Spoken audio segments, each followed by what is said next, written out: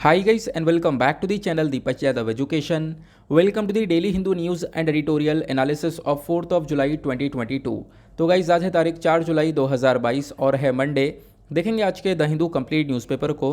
The Hindu complete newspaper को analyse करेंगे, but lecture में आगे बढ़ने से पहले अगर आप लोगों को इस लेक्चर का पीडीएफ चाहिए तो क्या करना है, सबसे पहले डाउनलोड करना है टेलीग्राम और फिर जाके सर्च बॉक्स में टाइप करना है दीपक यादव एजुकेशन।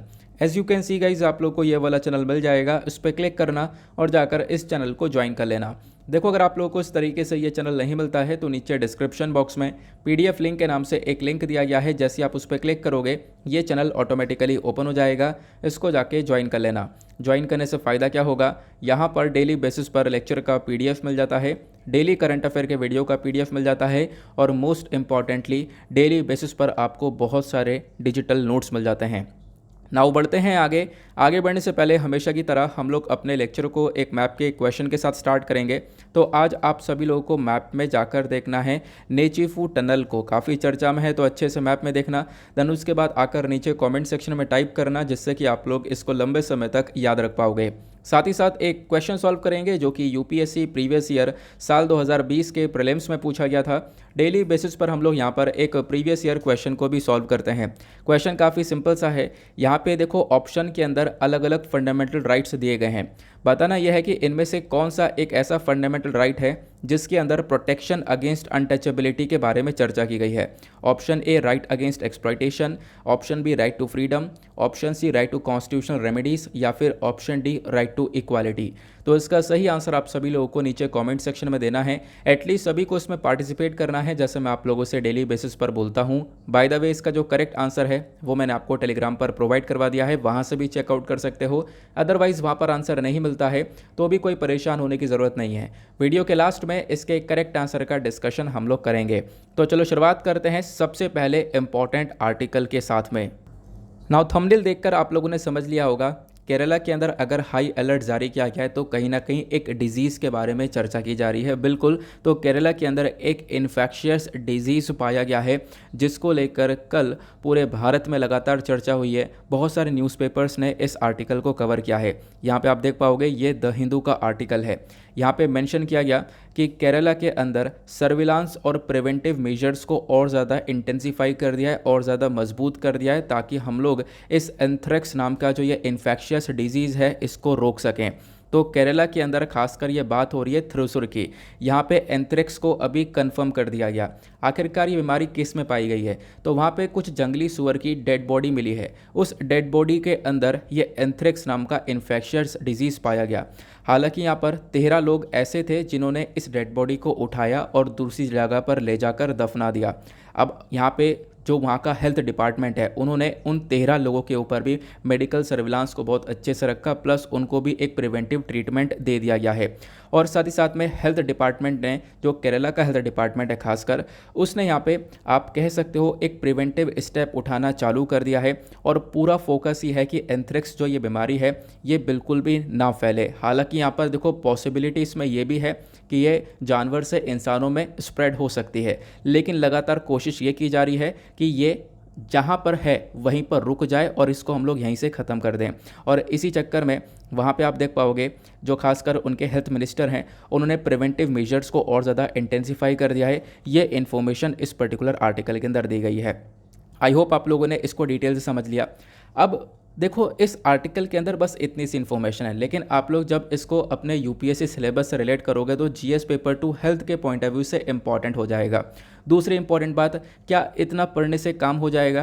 क्वेश्चन बन सकता है इसमें से, बहुत मुश्किल है। वन डे एग्जामिनेशन में तो बन सकता है, बट यहाँ पे यूपीएससी के अंदर आपको इस आर्टिकल का बैकग्राउंड जाना होगा। तो यहाँ पे मैं आपको डिटेल से सारे न्यूज़ आर्टिकल और उस न्यूज़ आर्टिकल का जो बैकग्राउंड इन्फॉर्मेशन, उसका जो स्टैटिक पोर्शन है वो यहाँ पे डिटेल से कवर करवाता हूँ। यानी कि करंट अफेयर के साथ में आपको स्टैटिक को रिलेट करना आना चाहिए। तो यहाँ पे चर्चा की गई है एंथ्रेक्स के बारे में। तो एंथ्रेक्स क्या है आखिरकार, उसको हम लोग थोड़ा डिटेल से देखने वाले हैं। तो इस इन्फेक्शियस डिजीज़ के बारे में आपको स्क्रीन पर नीचे की साइड में दिख रहा होगा।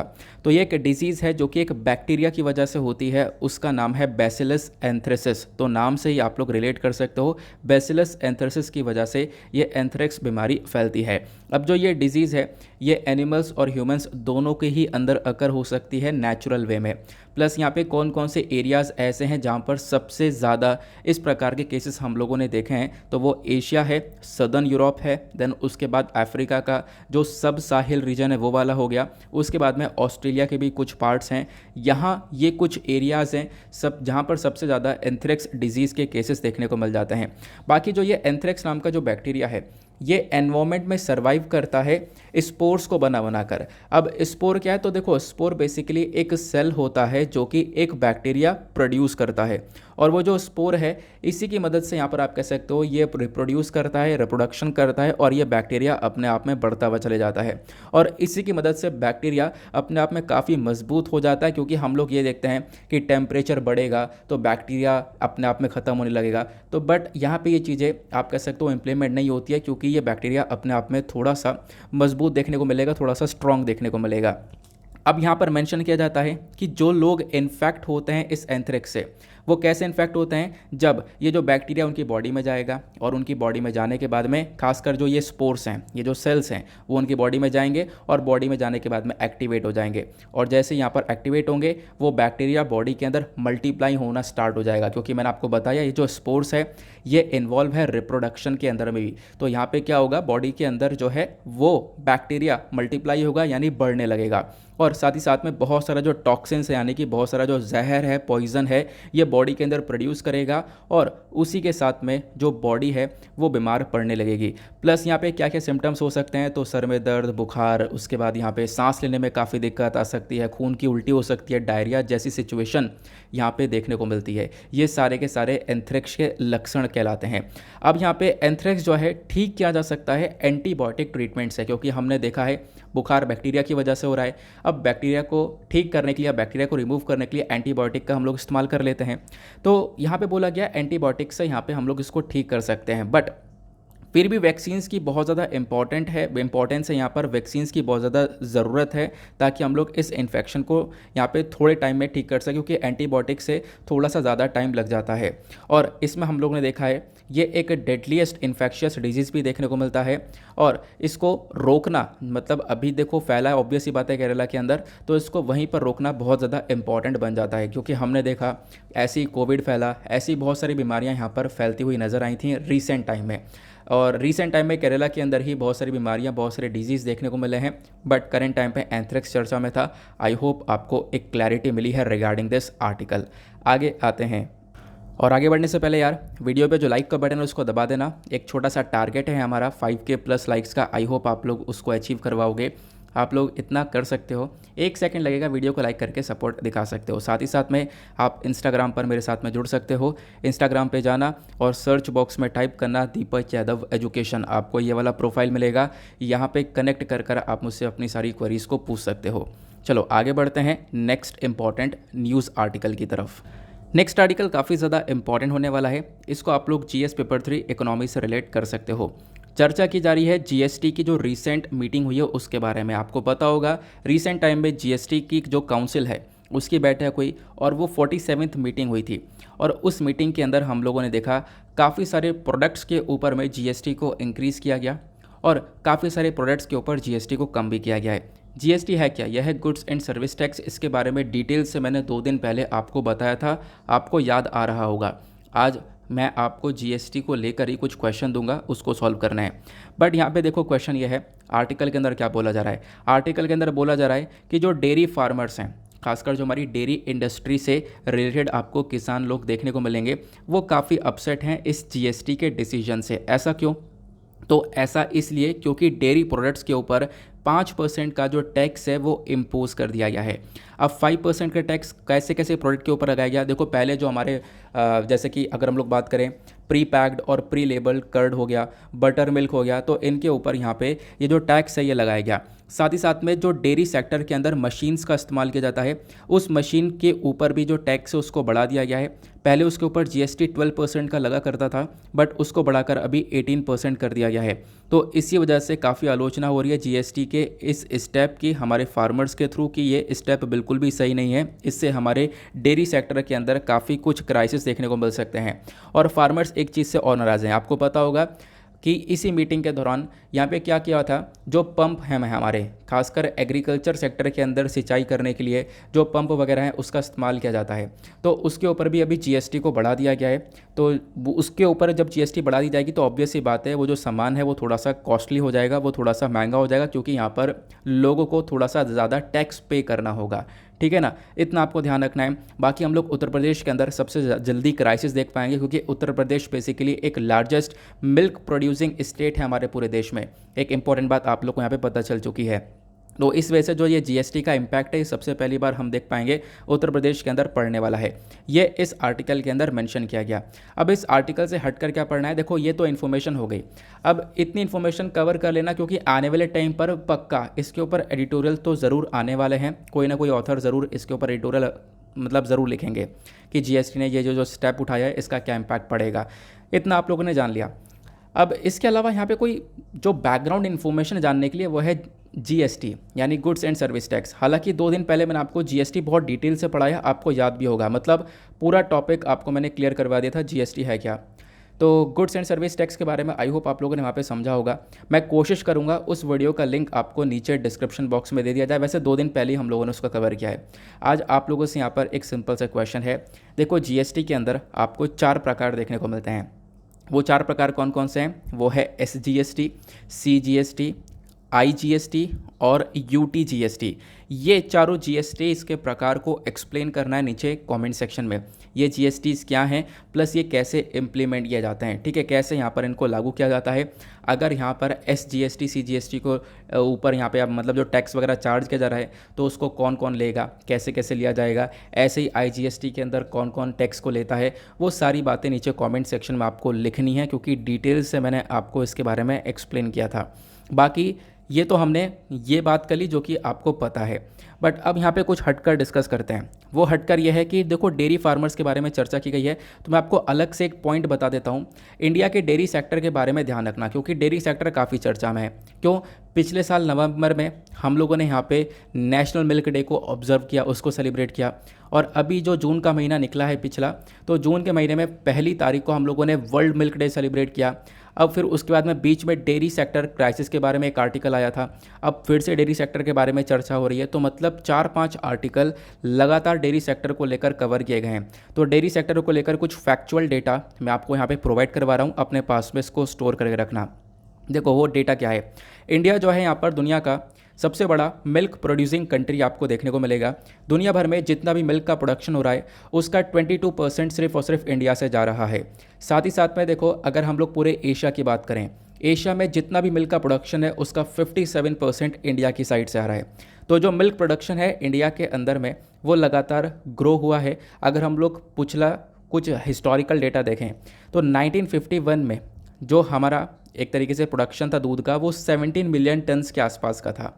यानी 1951 में उस पूरे साल की बात की जा रही है, तो 17 मिलियन टन के आसपास हम लोगों ने दूध का प्रोडक्शन किया था। लेकिन इसी को हम लोग अगर कंपेयर करते हैं 2018 और 19 से, तो ये दूध का प्रोडक्शन 2018-19 में 187.7 मिलियन टन्स के आसपास पहुंच चुका है। तो यानी प्रोडक्शन काफ़ी ज़्यादा बड़ा है। अभी हम लोग 2022 के अंदर में हैं, तो ये ऑब्वियस ही बात है प्रोडक्शन और ज़्यादा बढ़ गया होगा। बाकी डेयरी सेक्टर के इंपॉर्टेंस के बारे में जब हम लोग चर्चा करते हैं तो देखो डेयरी सेक्टर के अंदर बहुत सारा जो लाइवलीहुड है वो जनरेट किया गया, यानी कि बहुत सारे जो फार्मर्स है वो वर्क कर रहे हैं। इस सेक्टर ने बहुत सारी जॉब्स को जनरेट किया है, खासकर जो हमारे गांव वाले एरिया हैं वहाँ पर आपको सबसे ज़्यादा ये लोग जो है इस सेक्टर के अंदर इन्वॉल्व देखने को मिलेंगे। बाकी इन सेक्टर से संबंधित क्या क्या चैलेंजेस देखने को मिलते हैं, सबसे पहला चैलेंज है कि देखो यहाँ पे जो प्रॉपर पैकेजिंग होती है और जो लेबलिंग सिस्टम होता है दूध या दूध से संबंधित कुछ सामानों का, उसकी बहुत बड़ी कमी देखने को मिलेगी, उसमें सबसे बड़ा चैलेंज है। प्लस यहाँ पे लोगों के पास में मार्केटिंग का इंटेलिजेंस नहीं है कि अपने प्रोडक्ट की मार्केटिंग कैसे करनी है। तो यहाँ पे आप कह सकते हो इसको लेकर भी एक बहुत बड़ा चैलेंज फेस किया जाता है डेयरी सेक्टर के अंदर फार्मर्स के थ्रू। फिर उसके बाद में एक और सबसे बड़ा चैलेंज है, वो है ब्रांड बिल्डिंग। यहाँ पे ब्रांड को बनाना, अपनी खुद की एक ब्रांड बनाना, ये अपने आप में बहुत बड़ा चैलेंज रहा है लंबे समय से इस डेयरी सेक्टर के अंदर में। उसके बाद में एक और चैलेंज है, वो चैलेंज है कोल्ड चेन का। कोल्ड चेन का मतलब यहाँ पर आपने दूध लिया तो उसको मतलब एक ठंडे एरिया में रखना होगा, है ना, जैसे हम लोग फ्रिज वगैरह के अंदर रख देते हैं ताकि वो बचा रहे। तो जो कोल्ड चेन है ये बहुत इंपॉर्टेंट है। अगर हम लोग दूध का ट्रांसपोर्टेशन कर रहे हैं एक पर्टिकुलर एरिया से दूसरे पर्टिकुलर एरिया के अंदर, तो हम लोग को यहाँ पे जो फैसिलिटीज़ हैं, जो स्टोरेज की फैसिलिटीज़ हैं, वो बहुत ज़्यादा अच्छी चाहिए, जो कि करंट टाइम पर प्रॉपरली अवेलेबल नहीं है। तो ये सारे चैलेंजेस हमें डेयरी सेक्टर से संबंधित देखने को मिलेंगे। अच्छा, ये जो सारा डेटा मैंने आप लोग को नीचे दिखाया है, ये आपको कहाँ से मिलेगा? तो इसके लिए आपको जाना है टेलीग्राम पर और वहाँ से पीडीएफ को डाउनलोड कर लेना है। पीडीएफ के अंदर आपको ये आर्टिकल्स मिल जाते हैं और आर्टिकल्स से रिलेटेड जो भी इन्फॉर्मेशन मैं डिस्कस कर रहा हूँ, जैसे अभी हमने एंथ्रेक्स के बारे में पढ़ा, ठीक है, आर्टिकल से हटकर मैंने आपको एंथ्रेक्स के बारे में बताया। यहाँ पे इस आर्टिकल से हटकर मैंने आपको डेयरी सेक्टर के बारे में बताया। तो ये जो एक्स्ट्रा पॉइंट्स है, एक्स्ट्रा इन्फॉर्मेशन है, वो सब आपको पीडीएफ के अंदर मिलेगी। करना क्या है, जब आप पीडीएफ को डाउनलोड करोगे तो आर्टिकल के बराबर में आपको ये वाला सिंबल मिलेगा, इसको ओपन कर लेना यार। ओपन करने के लिए देखो काफ़ी सारे लोग जो है परेशान रहते हैं, तो उनके लिए मैं आपको बता दूं, एक ऐप को डाउनलोड कर लेना गूगल प्ले स्टोर से, वो है एडोब एक्रोबैट। वहाँ पे जैसे आप लोग इस पीडीएफ को ओपन करोगे आपके पास में ये सिंबल भी आएगा, आप इस पर जैसे टैप करोगे ये सारी इन्फॉर्मेशन ओपन हो जाएगी। या फिर किसी के फ़ोन में एडोब एक्रोबैट वर्क नहीं करता, जो कि करना चाहिए, ऐसा होगा नहीं वर्क ना करे, लेकिन कुछ कंडीशन अगर आ जाती है तो आप लोग WPS ऑफिस के अंदर भी इसको ओपन कर सकते हो, ठीक है ना। तो काफ़ी सारे लोग परेशान रहते हैं हमारे फ़ोन में ओपन नहीं हो रहा है, तो मैं आपको इस तरीके से ये बता रहा हूँ, आप इतना कर लेना। आगे आते हैं अगले आर्टिकल की तरफ। नेक्स्ट आर्टिकल भी होने वाला है बेहद इम्पॉर्टेंट। यहाँ पे चर्चा की जा रही है MG नरेगा के बारे में, और भाई ये आर्टिकल भी पिछले साल से लगातार चर्चा में है। क्योंकि देखो क्या है ना कि जो भी आर्टिकल मैं आपको पढ़ाता हूँ, पहले कब कब पढ़ाया मुझे सब पता चल जाता है, क्योंकि मैं टेलीग्राम पे वो सारी चीज़ें पोस्ट करता रहता हूँ। तो हम लोग पता है MG नरेगा के बारे में पिछले साल अक्टूबर से डिस्कशन कर रहे हैं, और आप कह सकते हो दिवाली के टाइम पे MG नरेगा तो बहुत ही ज़्यादा चर्चा में था। क्यों चर्चा में था मैं आपको समझाता हूँ। अभी फ़िलहाल ये क्यों चर्चा में, पहले इसको डिस्कस करते हैं। देखो हम लोग बात करें 1 जुलाई, अभी यहाँ पर 1 जुलाई निकली है, तो 1 जुलाई में हम लोग अगर डिस्कस करें तो हमारी जो केंद्र सरकार है, केंद्र सरकार ने अभी प्रॉपरली जो फंड है, यानी जो पैसा है, वो राज्य सरकारों तक नहीं पहुंचाया है इस MG नरेगा स्कीम के तहत। यानी कि देखो ये जो MG नरेगा स्कीम है, Mahatma Gandhi National Rural Employment Guarantee Act, नाम से ही पता चल रहा है कि ये लोगों को रोज़गार देने का काम करता है। तो इसके अंदर आपको पता होगा जो वर्कर्स हैं उनको 100 डेज़ का काम दिया जाता है, 100 डेज़ का यहाँ पे काम करता है, उसके बदले में उनको मजदूरी मिलती है। अब क्या 100 डेज़ स्पेसिफिकली डिफाइन है? नहीं, 100 डेज़ से ऊपर का भी काम दिया जा सकता है, ये भी आपको ध्यान में रखना है, क्योंकि ऐसे स्टेटमेंट वाइज क्वेश्चन बन जाते हैं। अब उसके बाद एक इम्पॉर्टेंट बात आती है। इम्पॉर्टेंट बात यहाँ पर क्या आती है कि देखो ये जो MG नरेगा है, इसके अंदर जो लोग काम कर रहे हैं वो बहुत सारी प्रॉब्लम्स फेस कर रहे हैं। सबसे पहली प्रॉब्लम क्या है कि उनकी जो वेज रेट है, यानी कि जो मजदूरी है, पहली बात तो बहुत कम रख रखी है, और दूसरा उसको डिले पे डिले किया जा रहा है। और जो इस आर्टिकल के अंदर कवर किया गया है वो डिले वाली सिचुएशन है, मतलब कि उनको प्रॉपर टाइम पर उनकी मजदूरी नहीं मिल पा रही है। तो आप देखोगे वेस्ट बंगाल के अंदर हम लोग देख रहे हैं कि जो ये वर्कर्स हैं उनको पिछले 5 महीने से पेमेंट नहीं मिली है। आप इमेजिन कर सकते हो, पिछले 5 महीने से वो लगातार काम कर रहे हैं इस स्कीम के तहत, लेकिन उनको पेमेंट नहीं मिली है। अब यहाँ पे बोला गया है कि अभी केंद्र सरकार ने पैसा नहीं छोड़ा है, क्योंकि यहाँ पर आप कह सकते हो कि केंद्र सरकार से पैसा आएगा स्टेट के पास में, उसके बाद में यहाँ पर ये लोग फंड देंगे। तो यहाँ पे काफ़ी सारा पैसा बकाया है, एग्जैक्टली आप कह सकते हो, वो यहाँ पे मेंशन किया जाता है। आई होप आप लोग को यहाँ पे क्लैरिटी मिली है। अब आपसे यहाँ पर ये क्वेश्चन नहीं पूछा जाएगा कि कौन से स्टेट ने कितना पैसा नहीं दिया है, कहाँ कहाँ पर रह गया है, ऑब्वियसली आपको ही पता है। बट आपको पढ़ना क्या होगा, MG नरेगा के बारे में पढ़ना होगा। MG नरेगा से संबंधित क्या क्या चैलेंजेस आ रहे हैं, इस प्रकार से यहाँ पर क्वेश्चन बन सकता है प्रीलिम्स और मेंस दोनों में ही। तो यहाँ पे हम लोग बात करते हैं पहले MG नरेगा के बारे में। इस आर्टिकल को आप लोग GS पेपर 2 के अंदर काफ़ी सारे टॉपिक्स देखने को मिलेंगे, poverty, government policies and interventions करके। GS पेपर 3 के अंदर कुछ टॉपिक्स देखने को मिलेंगे, एम्प्लॉयमेंट का देखने को मिलेगा, इश्यूज़ रिलेटेड टू डेवलपमेंट का देखने को मिलेगा। इन टॉपिक्स से आप लोग इस आर्टिकल को रिलेट कर सकते हो। तो यहाँ पे न्यूज़ में क्यों है मैंने आपको बता दिया, क्योंकि MG नरेगा स्कीम के अंदर फंड की काफ़ी बड़ी कमी हो रही है, और पिछले साल दिवाली के टाइम पे भी इसमें फ़ंड ख़त्म हो गया था, और बहुत सारे स्टेट्स के अंदर जो ये वर्कर्स उन्होंने मांग की थी कि हम लोग को यहाँ पे हमारी वेजेस प्रोवाइड करवा दो, लेकिन यहाँ पे उनकी वेजेस को अगेन बहुत ज़्यादा देरी से प्रोवाइड करवाया गया था। अब MG नरेगा की स्कीम के बारे में पहले कुछ फैक्चुअल डेटा कवर कर लेते हैं। Mahatma Gandhi National Rural Employment Guarantee Act इसका नाम है। इसको पहले National Rural Employment Guarantee Act के नाम से भी जाना जाता था। तो नरेगा के नाम से इसको पास किया गया था 2005 में। काम इसका आपको पता चल चुका है, यानी कि रोज़गार देने का ये वर्क करता है। उसके बाद में यहाँ पर आपको ध्यान रखना है कि जो भी एडल्ट मेंबर है, हर कोई एडल्ट मेंबर जो कि रूरल एरिया, गांव वाले एरिया से बिलोंग करता है, तो वो सब एलिजिबल हैं इस स्कीम के अंदर में अप्लाई करने के लिए। उसके बाद में जो स्कीम है ये मिनिमम 100 डेज़ का गारंटी वेज एम्प्लॉयमेंट प्रोवाइड करवाती है, यानी कि 100 डेज़ का आपको काम मिल जाएगा, उसके बदले में आपको मजदूरी मिल जाएगी। लेकिन ये ध्यान रखना, ये मिनिमम है, मिनिमम 100 डेज़ है। मैक्सिमम अगर हम लोग देखें तो इसको बढ़ाया भी जाया जा सकता है। उसके बाद में इस स्कीम के तहत यहाँ पे मेन के साथ साथ जो वेमेन है वो भी वर्क करती हैं। फिर यहाँ पे और क्या मेंशन किया जाता है कि एमजी नरेगा स्कीम के अंदर आज के टाइम पे बहुत सारे चैलेंजेस देखने को मिल रहे हैं। सबसे बड़ा चैलेंज क्या है? रेडिकुलसली लो वेज रेट, यानी कि जो मजदूरी है वो बहुत ज़्यादा ही कम आपको देखने को मिलेगी। और मजदूरी कम होने के साथ साथ यहाँ पे एक भेदभाव भी हो रहा है। भेदभाव क्या है? वेमेन और मैन के वेजेस के अंदर एक बहुत बड़ा डिफरेंस है। अगर मैन को यहाँ पे 264 रुपीज़ मिल रहे हैं तो वेमेन को यहाँ पे 205 मिल रहे हैं, जबकि सिचुएशन ऐसी देखने को मिली है वेमेन से ज़्यादा काम करवाया जा रहा है as compare to the man. ये भी आप लोग को ध्यान रखना है, ठीक है ना। तो ये भी यहाँ पर एक प्रॉब्लम देखने को मिलती है एमजी नरेगा के अंदर में। उसके बाद में दूसरी प्रॉब्लम आती है इनएडिक्वेट फाइनेंसिंग, यानी कि अगेन यहाँ पे इस पर्टिकुलर स्कीम के अंदर में फंड की कमी होने की वजह से जो सरकार है वो प्रॉपरली यहाँ पर इस स्कीम को इम्प्लीमेंट नहीं कर पा रही है। प्लस यहाँ पे आप कह सकते हो कि फंडिंग नहीं होगी, तो ऑब्वियसली दूसरा स्टेप ये होगा कि वेजेस के अंदर डिले देखने को मिलेगा, वेजेस देरी से मिलेंगी। और बोला ये गया कि जो वेजेस हैं वो 15-15 दिन डिले से दी जा रही है, ना केवल 15 दिन, काफ़ी महीने भी यहाँ पे हो जाते हैं। उसके बावजूद भी यहाँ पर इन लोगों को इनकी जो पेमेंट है वो नहीं मिल पा रही है। आगे आते हैं। फिर उसके बाद में यहाँ पर मेंशन किया गया एक और बहुत बड़ा चैलेंज है इसके अंदर, वो है हमारे पंचायती राज इंस्टीट्यूशंस का। देखो हमारे जो रूरल एरियाज़ है, जो गांव वाले एरियाज़ है, यहाँ पे पंचायती राज इंस्टीट्यूशन का काफ़ी बड़ा वर्क है।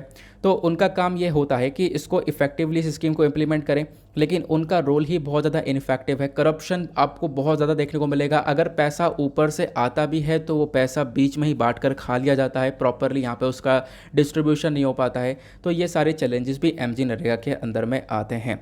आई होप आपको क्लैरिटी मिल चुकी है इस पूरे आर्टिकल के रिगार्डिंग। हमें करना क्या चाहिए? हम लोग को पहली बात तो इसमें वर्क प्रोवाइड करवाना चाहिए, क्योंकि काफ़ी सारे केसेस में हम लोगों ने देखा है कि एमजी नरेगा स्कीम के तहत वर्क ही नहीं प्रोवाइड करवाया गया। दूसरा बात, इस स्कीम को थोड़ा सा और ज़्यादा स्ट्रेंथन करो और ज़्यादा मजबूत करो, एक कोऑर्डिनेशन बनाकर रखो हमारे सारे गवर्नमेंट डिपार्टमेंट्स के बीच में। प्लस यहाँ पे जो जेंडर वेज गैप है, जैसे मैंने आपको बताया, वेमेन और मेन के जो सैलरीज़ हैं इसके बीच में एक बहुत बड़ा डिफरेंस है, उसको भी यहाँ पे ठीक करना होगा। क्लियर हो गया? और देखो अब आर्टिकल पढ़ लिया, आर्टिकल के साथ साथ आपको सारी इन्फॉर्मेशन, सारे प्रॉपर नोट्स, एक्स्ट्रा पॉइंट्स सब कुछ मिल चुके हैं, तो अपने पास में नोट डाउन करके रखना। मेंस में कोई क्वेश्चन आता है तो आराम से आप लोग बिना झिझके आराम से वो क्वेश्चन का आंसर लिख सकते हो। आगे आते हैं नेक्स्ट आर्टिकल की तरफ। इसके बाद एक और छोटा सा आर्टिकल दिया गया है नीचे की साइड में, इंपॉर्टेंट है ये भी। यहाँ पे चर्चा की जा रही है जीआई टैग के बारे में। तो मयूरभंज जो कि ओडिशा के अंदर देखने को मिलता है, मयूरभंज के अंदर एक चटनी बहुत फेमस है। हाँ बिल्कुल चटनी है, इसको हम लोग आंट चटनी बोलते हैं। आंट चटनी मतलब चींटी की, हाँ बिल्कुल ऐसे ही आप लोग कह सकते हो। तो यहाँ पे बोला जाता है कि जो लोग हैं वो यहाँ पे काफ़ी दूर रहते हैं लाल चींटियों से, क्योंकि लाल चींटी काट लेती है तो शरीर के ऊपर लाल कलर का निशान हो जाता है, दर्द होने लगता है ना, फूल जाता है वो अगर चींटी काट लेती है तो, खासकर लाल चींटी वाली। लेकिन अगर हम लोग बात करें ओडिशा के मयूरभंज डिस्ट्रिक्ट के अंदर में, तो लाल चींटी बहुत फेमस है, खासकर यहाँ पे इन ट्राइब्स के बीच में। और ये फेमस है काई चटनी के लिए। किसके लिए? काई चटनी के लिए। ये काई चटनी यहाँ पर इन चींटियों की मदद से ही बनती है और ये माउथ वाटरिंग डिश है, ऐसा यहाँ पे बोला जाता है। काफ़ी यहाँ पे डिलीशियस डिजीज़ यहाँ पे मानी जाती है, डिलीशियस यहाँ पर डिश मानी जाती है, डिजीज़ बोल दिया मैंने, सॉरी। अब यहाँ पे देखो मेंशन किया जाता है ये जो फूड आइटम है इसके अंदर प्रोटीन भरपूर मात्रा में होता है। प्रोटीन के साथ साथ calcium, zinc, vitamin B12, iron, magnesium, potassium, sodium, उसके बाद में कॉपर, फाइबर और 18 अमीनो एसिड्स, ये सारी चीज़ें पाई जाती हैं जो कि आपके इम्यून सिस्टम को और ज़्यादा स्ट्रॉन्ग करेंगी। और ये बात यहाँ पे आपको पता ही है, किसी भी व्यक्ति का इम्यून सिस्टम अगर स्ट्रॉन्गर है तो सारी बीमारियाँ दूर रहेंगी। अगर इम्यून सिस्टम ही कमज़ोर है तो बीमारियाँ यहाँ पर शरीर को जकड़ लेंगी। तो ये चटनी का ये फ़ायदा है। उसके बाद उड़ीसा के अंदर बहुत सारे जो साइंटिस्ट हैं उनका मेंशनिंग करी गई बात यह है कि अब इस चटनी के ऊपर और रिसर्च चल रही है, प्लस यहाँ पे एक स्पेशल चटनी बनाई जाएगी ताकि हम लोग जो जोग्राफिकल इंडिकेशन है यानी कि इस चटनी के ऊपर जीआई टैग है वो ले लें। तो जीआई टैग बेसिकली लेने के बारे में चर्चा की जा रही है। अभी जीआई टैग मिला नहीं है, इसको लेने के बारे में चर्चा की जा रही है। अभी जीआई टैग क्या होता है आगे मैं आपको बताऊंगा। तो यहाँ पे जो जीआई टैग अगर इस प्रोडक्ट को मिल जाएगा, इस चटनी को मिल जाएगा, तो इससे क्या होगा, इस पर्टिकुलर एरिया की ये चटनी पूरे भारत में फेमस रहेगी। मतलब आप कह सकते हो जीआई टैग मिल जाएगा तो उस पर्टिकुलर एरिया का डेवलपमेंट भी होने लगेगा इस चटनी के बेसिस के ऊपर। फिर उसके बाद में बोला गया कि देखो करेंट टाइम पे इस चटनी के और ही बहुत सारे फ़ायदे हैं, क्योंकि यहाँ पे लाल चींटी का इस्तेमाल किया है और इसको अगर हम लोग साइंटिफिकली इसका नाम देखें तो इसको बोला जाता है ओकेफाइला सेमेरी, सॉरी यहाँ पर मिस्टेक हो गई है, यह है ओकेफाइला सेमेरिडगना। तो ये बेसिकली यहाँ पर इसका साइंटिफिक नेम देखने को मिलेगा। ये लाल चींटी बहुत ज़्यादा मात्रा में मयूरभंज के अंदर पाई जाती है, ऐसा ही बोला गया। अब देखो होता क्या है, मतलब प्रोसेस क्या है इसको बनाने का, ये समझाओ थोड़ा सा। क्या चींटी को खाया जा रहा है? नहीं। देखो यहाँ पे क्या मेंशन किया जाता है कि देखो जो आंट्स के नेस्ट होता है ना कि घोंसला, ये देखो पेड़ होते हैं, पेड़ के ऊपर बहुत सारी चींटियाँ होती हैं। अब चींटी क्या करती है, नेस्ट बना लेती है पेड़ के ऊपर ही, अपना घोंसला बना लेती है, जैसा आप लोग इस पर देख रहे होंगे। और घोंसला बनाने के ऊपर बाद उसमें अंडे वगैरह दे देती है, जैसे आप लोग देख पा रहे होंगे वाइट कलर के। तो ये चींटियों के अंडे आपको देखने को मिलेंगे। तो यहाँ पर ये जो अंडे हैं इन्हीं को यहाँ पे ज़्यादातर प्रेफर किया जाता है, अंडे को ही खाया जाता है, या तो कच्चा या फिर यहाँ पर इसको चटनी में बना दिया जाता है। या फिर चटनी कैसे बनाई जाती है, मतलब कुछ स्पाइसी वगैरह, कुछ यहाँ पे मसाले वगैरह ऐड करके इसकी चटनी बनाई जाती है। आई होप आप लोगों ने यहाँ पर इसको काफ़ी अच्छे से समझ लिया है। देखो यहाँ पे कहना यह है, खासकर जो ये ट्राइब्स है मयूरभंज के, उनका कहना यह है कि अगर काई चटनी का कंजम्पशन किया जाए तो काई चटनी से क्या हो जाता है, बहुत सारी बीमारियां दूर रहती हैं, खासकर जो फ्लू हो गया, कॉमन कोल्ड हो गया, कफ हो गया, ठीक है। तो ये सारी चीज़ें यहाँ पर अपने आप भाग जाती हैं। प्लस जो भूख वगैरह की बीमारी है वो भी यहाँ पर ठीक हो जाती है, आई साइट की बीमारी है वो भी ठीक हो जाती है, पेट से संबंधित काफ़ी सारी बीमारियाँ हैं, जॉइंट के अंदर पेन है, तो ये सारी प्रॉब्लम्स यहाँ पर ठीक हो जाती हैं इस चटनी से, ये भी यहाँ पर मेंशन किया जाता है। अब यहाँ पे आपने समझना यह है कि जीआई टैग क्या होता है, क्योंकि इसी चटनी को जीआई टैग के बारे में, मतलब जीआई टैग को देने के बारे में चर्चा की जा रही है। सबसे पहली चीज़, जीआई टैग की फुल फॉर्म क्या है? इसका नाम है जोग्राफिकल इंडिकेशन। देखो मान लो कोई एक प्रोडक्ट है, आपके एरिया का एक प्रोडक्ट है, उसको अगर जीआई टैग दे दिया जाए तो मतलब यहाँ पर आप कह सकते हो उसकी एक स्पेशल क्वालिटी, ये सारी चीज़ चेक की जाएंगी और उसका जीआई टैग दे दिया जाएगा और फिर माना जाएगा कि वो उसी एरिया से एक ऑथेंटिक प्रोडक्ट है। उसकी ऑथेंटिसिटी को भी यहाँ पर जीआई टैग आप कह सकते हो कि बरकरार रखता है। यानी कि किसी एक प्रोडक्ट को जीआई टैग मिल जाए तो यहाँ पर आप कह सकते हो काफ़ी ऑथेंटिक प्रोडक्ट वो देखने को मिलता है। अब ऑथेंटिक प्रोडक्ट है तो दुनिया भर के जो लोग हैं, खासकर आप कह सकते हो कि इंडिया के अंदर जो जैसे कि बाकी सारे स्टेट्स हो जाएंगे, तो वो सारे लोग यहाँ पे डिमांड करते हैं उस चीज़ की, क्योंकि बाकी सारे जो स्टेट्स हैं वो ज़्यादातर प्रेफर करते हैं जीआई टैग सामान को। अगर कोई जीआई टैग सामान मिल जाता है तो ज़्यादा बेहतर चीज़ आपको ये देखने को मिलती है। अब इंडिया के अंदर में जो ये जीआई टैग है इसको कौन गवर्न करता है? तो इंडिया के अंदर इसको गवर्न किया जाता है एक एक्ट के माध्यम से, जिसका नाम है geographical indication of goods registration and protection act 1999। अब किसी प्रोडक्ट के ऊपर जीआई टैग लेना होता है तो आपको यहाँ पे जो इसका रजिस्ट्री ऑफिस है चेन्नई के अंदर में, वहाँ पर आपको एक तरीके से रजिस्ट्रेशन करवाना होता है। और साथ साथ में ध्यान रखना, जीआई टैग को मतलब इसका जो मेजर डोमेन है वो बेसिकली डब्ल्यूटीओ के पास में है। अगर हम लोग, ये तो हमने देखा इंडिया के अंदर कौन गवर्न करता है। अब इंटरनेशनल लेवल पर बात करें तो इंटरनेशनल लेवल पर इसको देखने वाला डब्ल्यूटीओ यानी कि वर्ल्ड ट्रेड ऑर्गेनाइजेशन, ये बॉडी देखने को मिलती है जो कि दुनिया भर में व्यापार को लेकर वर्क करती है। व्यापार में जो भी डिस्प्यूट्स होते हैं उसको रेगुलेट करने का काम करती है। बाकी जीआई टैग के बेनिफिट्स क्या होंगे? देखो जीआई टैग से मैंने आपको क्या बताया, एक लीगल प्रोटेक्शन आपके सामान को मिल जाएगा, ठीक है, उसका कोई गलत उपयोग नहीं होगा। प्लस यहाँ पे उस एरिया की मैंने आपको बताया इकोनॉमिक डेवलपमेंट होगा, क्योंकि बाकी सारे लोग जीआई टैग सामान को ज़्यादा प्रेफर करते हैं। तो यहाँ पे उसका उस एरिया से उस सामान का जो एक्सपोर्ट है वो बहुत ज़्यादा होने लगेगा, और एक्सपोर्ट होगा तो ऑब्वियस सी बात है वो पर्टिकुलर एरिया काफ़ी सारा पैसा अर्न करेगा और उस पैसे से यहाँ पे उस एरिया के अंदर एक डेवलपमेंट होता हुआ नज़र आएगा। ये बात हो गई जीआई टैग की। अब हम लोग यहाँ पे डिस्कशन करते हैं, यूपीएससी साल 2018 में जीआई टैग को लेकर ही एक प्रीलिम्स के अंदर क्वेश्चन पूछा जाता है। क्वेश्चन क्या है? इंडिया ने geographical indication of goods registration and protection act 1999 को बनाया है, और ये क्यों बनाया है, मतलब कौन सी बॉडी के जो ऑब्लिगेशंस है, कौन सी बॉडी के रूल्स एंड रेगुलेशंस को फॉलो करने के लिए बनाया। Option A International Labour Organization, option B IMF यानी International Monetary Fund, option C United Nations Conference on Trade and Development, या फिर option D World Trade Organization. तो इसका करेक्ट आंसर आपको डी देखने को मिलेगा, वर्ल्ड ट्रेड ऑर्गेनाइजेशन, क्योंकि मैंने आपको बताया जो जीआई इंडिकेटर्स है वो डब्ल्यूटीओ के अंडर में आते हैं। तो डब्ल्यूटीओ को यहाँ पे यानी वर्ल्ड ट्रेड ऑर्गेनाइजेशन के रूल्स एंड रेगुलेशंस को ज़्यादातर फॉलो करके जो जीआई टैग है ये पूरा का पूरा प्रोसेस इम्प्लीमेंट किया जाता है। आगे आते हैं अगले आर्टिकल पर। नाउ नेक्स्ट आर्टिकल होने वाला है काफ़ी ज़्यादा इम्पॉर्टेंट। यहाँ पे चर्चा की जा रही है इंडियंस को 10 लाख रुपीज़ तक इंडियंस जो है वो ले सकते हैं अपने रिलेटिव से, अपने रिलेटिव से 10 लाख रुपए तक ले सकते। तो आप कहोगे कौन रिलेटिव देगा? यहाँ पे बात की जा रही है अगर आपका रिलेटिव अब्रॉड यानी कि इस देश से, इंडिया से बाहर रह रहा है और आपको पैसे की रिक्वायरमेंट है, आप पैसा ले रहे हो अपने रिलेटिव से, तो 10 लाख रुपए तक आप ले सकते हो। तो क्या पहले ये नहीं था क्या? नहीं, पहले नहीं था। पहले आप लोग 1 लाख रुपए तक ले सकते थे, बट इसको बढ़ा दिया गया है, 10 लाख कर दिया गया है। तो कैसे किया गया? तो हमारे होम मिनिस्टर ने FCRA रूल्स को अमेंड कर दिया है। FCRA रूल्स के अंदर कुछ चेंजेस करे गए हैं। FCRA रूल्स क्या होते हैं? ये हैं फॉरेन कंट्रीब्यूशन रेगुलेशन एक्ट। अब यहाँ पे क्या होगा, पहले इंडियंस के पास में एक तरीके से परमिशन थी कि वो 1 लाख रुपीज़ तक किसी फॉरेन जो रिलेटिव है उससे ले सकते हैं, बट अभी करंट टाइम पे इसको थोड़ा सा एक्सटेंड कर दिया गया है, बढ़ा दिया गया है।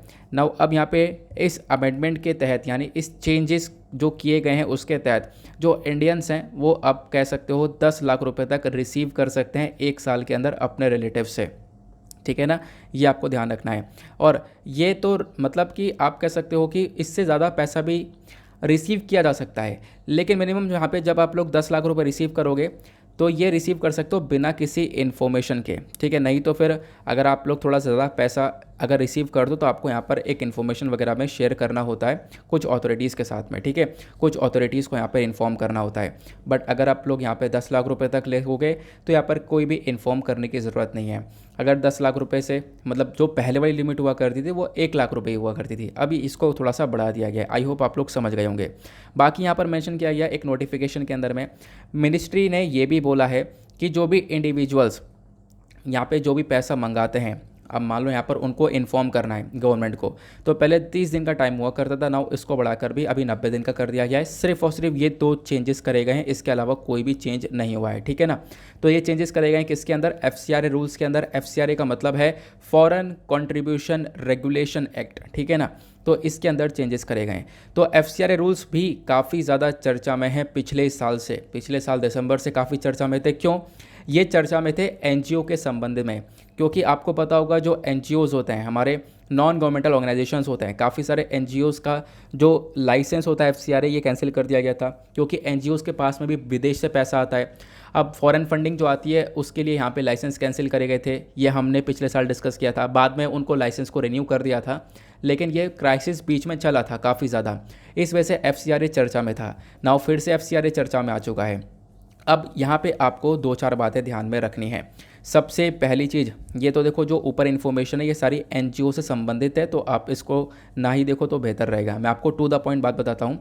अब बात करते हैं FCRA की, that is foreign contribution regulation act. ये क्या करता है? ये रेगुलेट करता है फॉरेन डोनेशंस को, यानी बाहर से कोई पैसा आ रहा है, बाहर से कोई डोनेशन आ रहा है हमारे कंट्री के अंदर में, तो उसको रेगुलेट किया जाता है।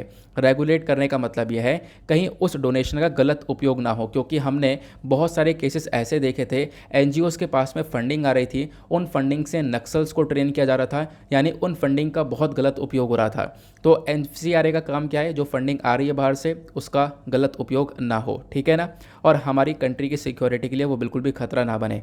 और इस एक्ट को सबसे पहली बार लाया गया था 1976 के अंदर में, इसको अमेंड किया गया, मतलब 1976 में लेकर आए पहली बार। इसके अंदर कुछ चेंजेस कर दिए गए थे साल 2010 में, फिर 2020 में, अब देखो 2022 के अंदर भी यहाँ पर चेंजेस करें। हालांकि यहाँ पे पिछले साल भी कुछ चेंजेस किए गए थे, ये पिछले साल भी चर्चा में था। ठीक है ना, अब एक बात और ध्यान रखनी है, ये जो फॉरेन कंट्रीब्यूशन रेगुलेशन एक्ट है इसको कौन लागू करता है, इसको कौन देखता है? तो इसको देखने के लिए हमारे पास मिनिस्ट्री ऑफ होम अफेयर्स है, जिसको लेकर अभी मैंने आपको बताया था कि क्योंकि अभी हमारी होम मिनिस्ट्री ने भी अब की बार चर्चा करी है, हमारी होम मिनिस्ट्री ने ही यहाँ पर चेंजेस करे हैं। तो ministry of home affairs he basically यहाँ पर इस FCRA को इम्प्लीमेंट करता है, ये भी आपको ध्यान में रखना है। कुछ ये फैक्चुअल सा डेटा था जो कि आपको काफ़ी हेल्प करेगा। नाउ आते हैं अगले आर्टिकल पर।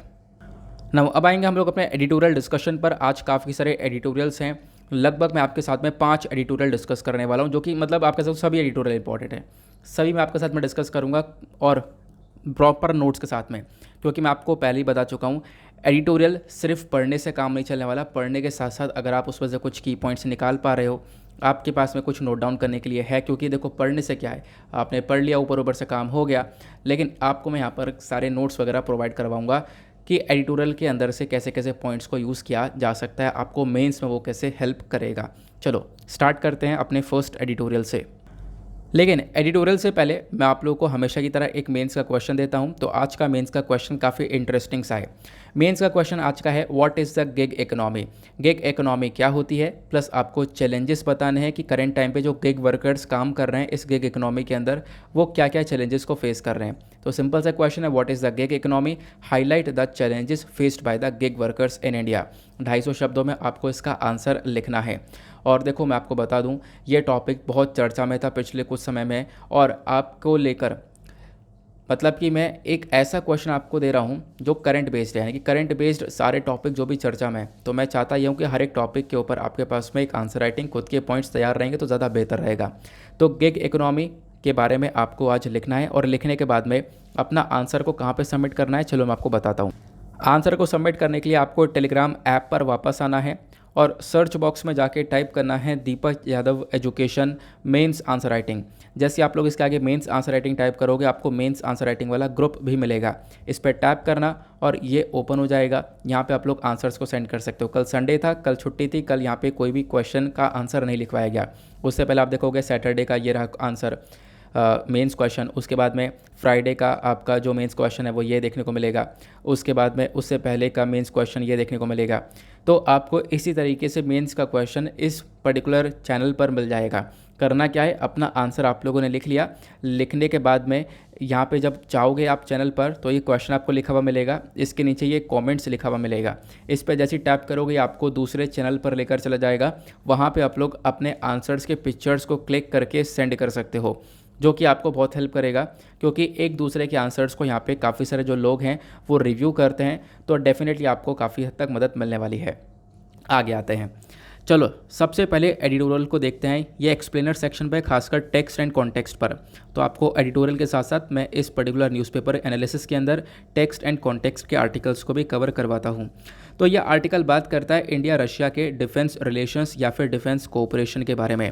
क्या क्या चर्चा की गई है मैं आपको थोड़ा सा पॉइंट वाइज डिस्कस करके बताऊंगा। फिर उसके बाद यहाँ पे बोला जा रहा है कि इन दोनों कंट्रीज़ के डिफेंस रिलेशंस के अंदर हमने करेंट टाइम पर क्या क्या चैलेंजेस फेस किए हैं वो भी यहाँ पे चर्चा में है।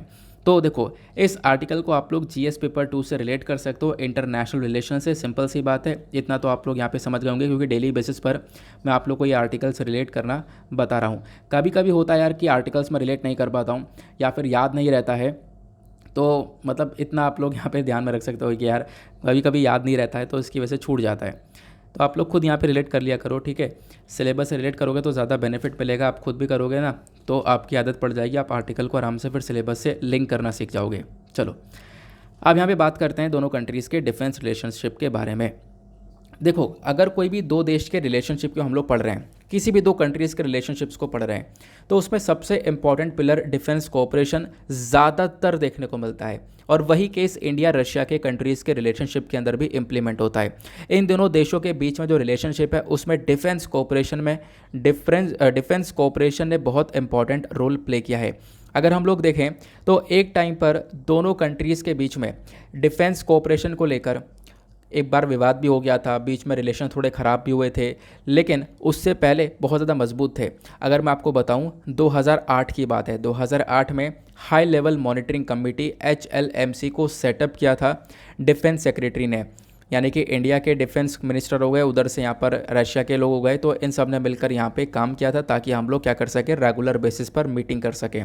और रेगुलर बेसिस पर मीटिंग हो भी रही थी इंडिया और रशिया के डिफेंस मिनिस्टर्स के बीच में, खासकर डिफेंस के पर्सपेक्टिव को लेकर। लेकिन बीच में रिलेशन थोड़े से ख़राब हो गए थे पोस्ट कोल्ड वॉर के बाद में, तो हमारे जो डिफेंस रिलेशन है वो भी थोड़े से ख़राब हुए, लेकिन बाद में चीज़ें वापस से संभल चुकी थी। अब आता है मेजर पॉइंट। अब मेन पॉइंट यह है कि करंट सिनेरियो क्या है। देखो करंट सिनेरियो में अगर हम लोग देखें तो मतलब रिलेशन इतने ज़्यादा मजबूत हो चुके हैं कि एक टाइम पे भारत रशिया से इन हथियारों को परचेज़ किया करता था, लेकिन करेंट टाइम पे भारत रशिया के साथ में मिलकर हथियारों को बना रहा है। तो रिलेशन इस तरीके से इम्प्रूव हुए हैं। सबसे पहली चीज़ अगर हम लोग देखें, इंडिया एक टाइम पे बहुत सारे हथियार खरीदा करता था अलग अलग देशों से, जैसे कि इजराइल हो गया, यूएस, फ्रांस, उसमें यहाँ पे आपको रशिया भी देखने को मिलेगा। रशिया उसमें सबसे इम्पॉर्टेंट कंट्री की तरह देखा गया है भारत के लिए। और हमने बहुत सारे अलग अलग इक्विपमेंट्स के लिए आप कह सकते हो अलग अलग, यानी जो हमारे जो डिफेंस इक्विपमेंट्स होते हैं उसके लिए हमने काफ़ी हद तक डील करी हैं। अलग अलग एयरक्राफ्ट्स के लिए, वेपन्स के लिए हम लोगों ने डील करी हैं। जैसे यहाँ पे बोला गया, इंडिया ने एक प्रपोजल अप्रूव किया था मिग 29 और सू-30 MKI फाइटर एयरक्राफ्ट का। ये हम लोग रशिया से ले रहे हैं। 2.4 बिलियन US डॉलर्स की डील हुई थी। उसके बाद मैं आपको बता दूं, इंडिया रशिया ने मिलकर मतलब 15 बिलियन डॉलर्स तक का जो व्यापार है डिफेंस ट्रेड के अंदर वो क्रॉस किया था। तो आप इमेजिन कर सकते हो कि ये यहाँ पे रिलेशन इतनी तरीके से इम्प्रूव हो रहे हैं। उसके बाद में देखो मेंशन किया जाता है कि बड़े बड़े चैलेंजेस आए थे दोनों कंट्रीज़ के रिलेशनशिप्स के बीच में, लेकिन वो चलते रहे और हमारा जो रिलेशन है वो मेंटेन रहा। करेंट टाइम पे अगर हम लोग देखें तो T-90 टैंक हो गए, AK-203 एजॉल्ट राइफल्स हो गई, बहुत सारी राइफल्स हम लोग साथ मिलकर बना रहे हैं। अभी जो मैंने बोला ना, AK-203 राइफल्स जो हैं, ये राइफल्स बेसिकली उत्तर प्रदेश के अंदर बनाई जाएंगी रशिया और इंडिया के थ्रू, दोनों मिलकर यहाँ पे इसका डेवलपमेंट करेंगे। तो ये आज के टाइम पर रिलेशन स्टैंड करते हैं। उसके बाद में एक रिपोर्ट पब्लिश होती है इंस्टमसन सेंटर की। अब यहाँ पे ये रिपोर्ट के अंदर बताते हैं कि इंडिया के पास में ज़्यादातर जो हथियार हैं, खासकर हमारे पास जो वेपन्स है, प्लेटफॉर्म्स हैं, इक्विपमेंट्स हैं हमारी मिलिट्री सर्विसेज के अंदर, यानी हमारी एयरफोर्स के पास में, नेवी के पास में, इंडियन आर्मी के पास में, तो जितने भी हथियार उसका 86% हमारे पास जो भी चीज़ें हैं वो सब रशियन ओरिजिन के हैं। रशिया से कहीं ना कहीं हम लोगों ने परचेज़ किया है, क्योंकि एक पर्टिकुलर टाइम पीरियड पर हम लोग डिफेंस के मामले में बहुत ज़्यादा डिपेंडेंट थे अलग अलग देशों के ऊपर। बट अभी करंट सिनेरियो में देखें तो हम लोग अपने देश के अंदर भी काफ़ी सारे सामान को खुद भी बना रहे हैं। डिफेंस का प्रोडक्शन हम लोग अपने कंट्री के अंदर खुद भी कर रहे हैं, आत्मनिर्भर भारत की तरफ बढ़ रहे हैं। तो अभी हम लोगों ने थोड़ा सा जो ये डिपेंडेंसी है उसको थोड़ा सा कम भी किया है। देखो यहाँ पे मैंने आपको बता ही दिया था कि दोनों कंट्रीज़ का जो रिलेशनशिप है वो इतने इंपॉर्टेंट रहे कि एक टाइम पे रशिया से भारत जो है वो लगातार हथियारों को परचेज़ क्या करता था, इंपोर्ट क्या करता था, लेकिन करंट टाइम पे दोनों साथ में मिलकर प्रोडक्शन कर रहे हैं। एग्जाम्पल आप ब्रह्मोस क्रूज मिसाइल का ले सकते हो, फिर AK-203 राइफल्स का ले सकते हो। ये सारी जो हथियार हैं ये साथ मिलकर बना रहे हैं दोनों देश। फिर एक और इम्पॉर्टेंट पॉइंट, जब भी हम लोग डिफेंस के मामले में चर्चा करते हैं तो हमेशा दोनों कंट्रीज़ के बीच में कौन कौन से अभ्यास हो रहे हैं इसके बारे में पढ़ के जाना। देखो इंडिया रशिया के बीच में जो जॉइंट अभ्यास है वो कौन सा होता है, इसका नाम है एक्सरसाइज इंदिरा। ये जो एक्सरसाइज इंदिरा, ये एक जॉइंट ट्राई सर्विस अभ्यास आपको देखने को मिलेगा। मतलब इंडिया और रशिया के जो तीनों सर्विसेज है वो साथ में मिलकर इस अभ्यास को कंडक्ट करती हैं। उसके बाद में रशिया के कौन कौन से मिलिट्री इक्विपमेंट्स जो कि इंडिया के पास देखने को मिलते हैं, तो इंडियन नेवी के पास में इकलौता एयरक्राफ्ट कैरियर है INS विक्रमादित्य। ये भी रशियन ओरिजिन का ही है, रशिया से ही यहाँ पे मदद से हम लोग को मिला है। INS विक्रमादित्य इकलौता एयरक्राफ्ट कैरियर है। एयरक्राफ्ट कैरियर मतलब बहुत बड़ा सा साइज़ का एक जहाज़ है जिसके ऊपर आप लोग एयरक्राफ्ट को कैरी कर सकते हो।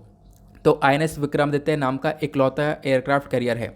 दूसरा भी है हमारे पास, वो है INS विक्रांत। उसके ऊपर हम लोग अभी काम कर रहे हैं, उसके ऊपर ट्रायल वगैरह जारी है और जल्दी उसको भी लेकर आया जाएगा, हमारी नेवी को यहाँ पे दे दिया जाएगा जल्दी से ही।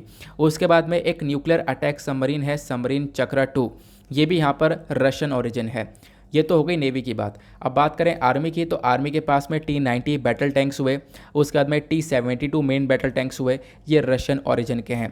फिर इंडियन एयरफोर्स की बात करें तो इंडियन एयरफोर्स के पास में Su-30 MKI फाइटर एयरक्राफ्ट हो गया, ये भी रशियन ओरिजिन का है, ये आपको ध्यान में रखना है, ठीक है ना। अब मैं आपको कुछ और एडिशनल पॉइंट्स बताता हूँ। वो एडिशनल पॉइंट्स क्या है कि इंडिया अभी मेक इन इंडिया की तरफ बढ़ रहा है, यानी कि हम लोग खुद अपने देश के अंदर में चीज़ों को बना रहे हैं। और इसी को देखते हुए हम लोग काफ़ी सारे एग्रीमेंट रशिया के साथ में ऐसे कर रहे हैं कि इंडिया के अंदर सामान को बनाया जाए। जैसे AK-203 राइफल्स को उत्तर प्रदेश के अंदर बनाया जाएगा। बाकी यहाँ पे और भी बहुत सारी डील जो है हमारी पेंडिंग पड़ी हुई हैं, उसको भी यहाँ पे वर्किंग में लेकर आया जा रहा है। जैसे हम लोग 200 के 2260 यूटिलिटी हेलीकॉप्टर्स जो हैं वो अभी यहाँ पे आप कह सकते हो कि डील के अंदर है। इस डील को भी हम लोग यहाँ पे पूरी तरह से कर रहे हैं, ठीक है। अभी तक कैंसिल नहीं हुए, बीच में चर्चा हो रही थी डील कैंसिल हो गई है, लेकिन नहीं, लेकिन अभी हम लोग जल्दी से इस डील के अंदर जो हमने हेलीकॉप्टर्स ऑर्डर किए हैं वो भी हम लोग रशिया से लेने वाले हैं। उसके बाद में पता है सबसे बड़ा चैलेंज क्या आया? अब यहाँ पे आर्टिकल के अंदर बताया गया स्ट्रेंस के बारे में। सबसे बड़ा चैलेंज आया पेमेंट के मामले में। जो बातें मैंने आपको बताई है वेपन्स को लेकर, वो तो यहाँ से यहाँ तक आपको देखने को मिल जाएंगी। अब यहाँ पे ये वाला जो पैरा है ये बहुत इंपॉर्टेंट है। चैलेंज क्या है पेमेंट के मामले में? क्यों? रशिया यूक्रेन के बीच में फरवरी के मंथ में वॉर हो जाता है। अब इस वॉर के तहत रशिया के ऊपर काफ़ी सारे सैंक्शंस लग जाते हैं। इनफैक्ट सैंक्शंस कुछ इस प्रकार से लगते हैं कि रशिया को स्विफ्ट सिस्टम से बाहर निकाल दिया जाता है। स्विफ्ट सिस्टम से बाहर निकालने का मतलब यह है कि रशिया के साथ में कोई भी देश डॉलर से ट्रेड नहीं कर पाएगा, क्योंकि दुनिया भर में डॉलर को लेकर ट्रेड हो रहा है। अब यहाँ पे रशिया से डॉलर में ट्रेड नहीं कर पाएगा तो रशिया को बहुत ज़्यादा प्रॉब्लम आने लगी कि भाई इसके पास मनी ट्रांसफ़र कैसे होगा। तो बहुत सारी प्रॉब्लम आ रही थी। हम लोग पेमेंट कैसे करें रशिया को? हम लोग डॉलर्स पे पेमेंट कर रहे थे, अब कैसे पेमेंट करें? ठीक है, तो ये कंसर्न थे काफ़ी सारे, लेकिन इसका एक सोल्यूशन निकला। पता है सोल्यूशन क्या था? इंडिया रशिया दोनों ने मिलकर अग्री किया कि जो भी पेमेंट होगी वो होगी रूबल के तहत, यानी कि यहाँ पे इंडियन रूपी और साथ ही साथ यहाँ पे रशियन करेंसी, इनको लेकर यहाँ पे ये एक तरीके से व्यापार किया जाएगा।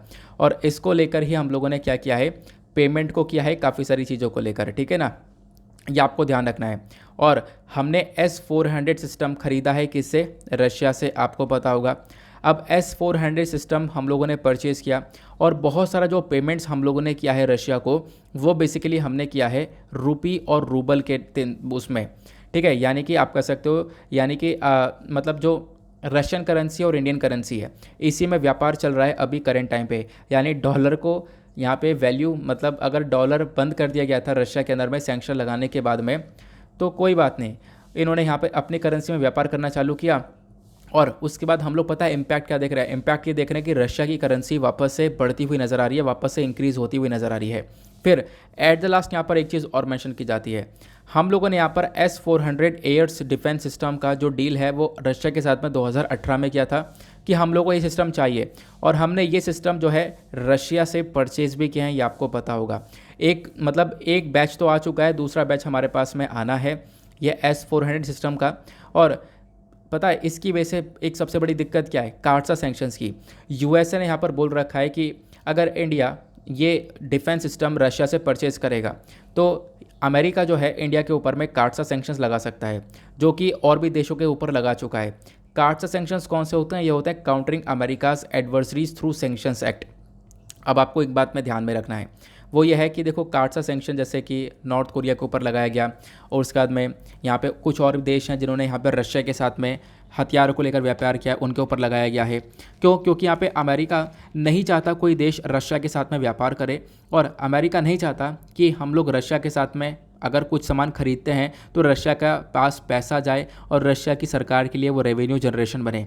इस वजह से यहाँ पर आप कह सकते हो कि जो अमेरिका है वो कार्डसा के सैंक्शंस का एक खौफ दिखाता रहता है, बट उसके बावजूद भी भारत ने यहाँ पर ट्रेड डील करी है, भारत ने फिर भी यहाँ पर S-400 सिस्टम परचेज़ किया रशिया से। तो आप इसको देखते हुए इमेजिन कर सकते हो कि कितने ज़्यादा इंपॉर्टेंट रिलेशन है दोनों कंट्रीज़ के, खासकर डिफेंस कोऑपरेशन के मामले में, ठीक है ना।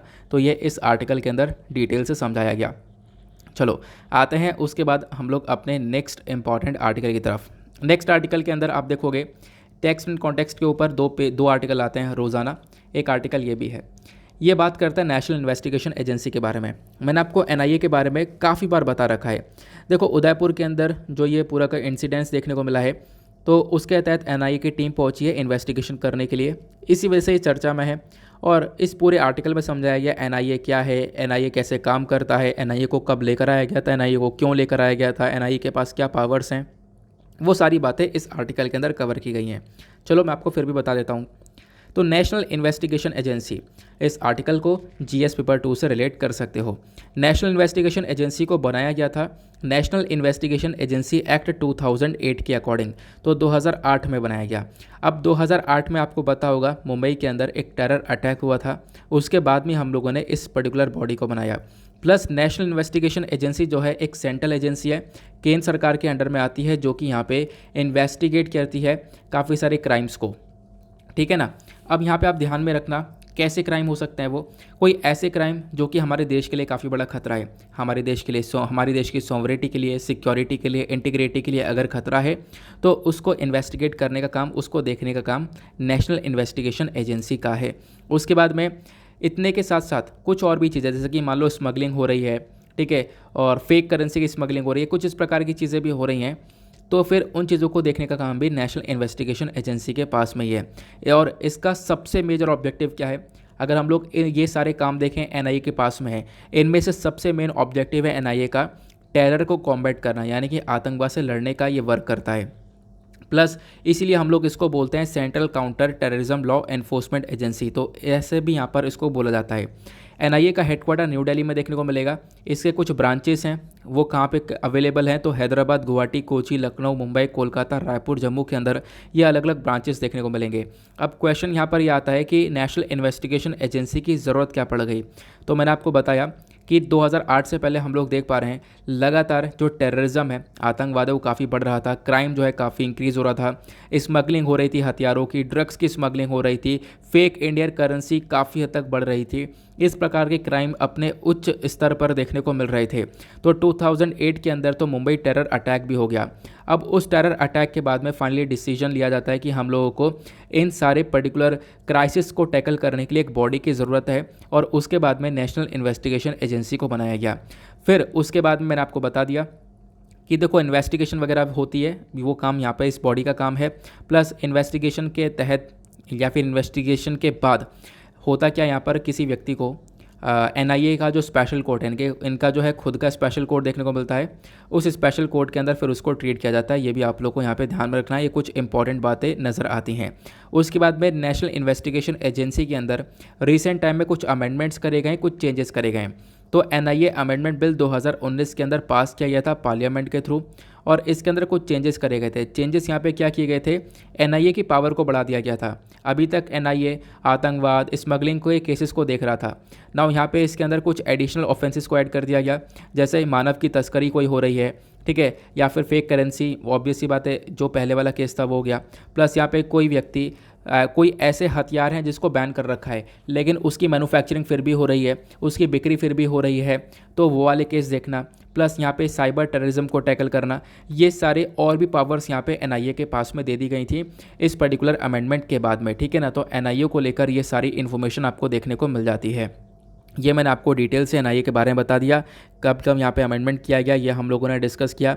उसके बाद में एनआईए के पास में क्या क्या पावर्स है वो आप लोगों ने यहाँ पे समझ लिया है। उसके बाद में यहाँ पे बोला गया है एनआईए के अंदर में आपको और भी बहुत सारे एक्ट देखने को मिलते हैं, जैसे कि इस लिस्ट के अंदर एक्सप्लोसिव सब्सटेंसेस एक्ट हो गया, एटॉमिक एनर्जी एक्ट हो गया, unlawful activities prevention act, anti hijacking act, suppression of unlawful act against safety civil. अब ये पूरे की पूरी एक्ट की लाइन लगा रखी है। तो यहाँ पे आप कह सकते हो एनआईए के पास में पावर है कि अगर इन एक्ट के तहत कोई केस निकल कर आता है तो उनको इन्वेस्टिगेट करने की भी पावर जो है एनआईए के पास में देखने को मिल जाती है। तो इसके ऊपर इतना ध्यान देने की ज़रूरत नहीं है, बट जितनी बातें मैंने आपको बताई हैं, कुछ स्टैटिक जो डेटा मैंने पॉइंट्स आपको प्रोवाइड करवाए हैं वो ध्यान में रखना, वो अपने पास में रखना। बाकी हेडक्वार्टर, ब्रांचेस, जो भी बातें हैं वो सब मैंने आपको बता दी है।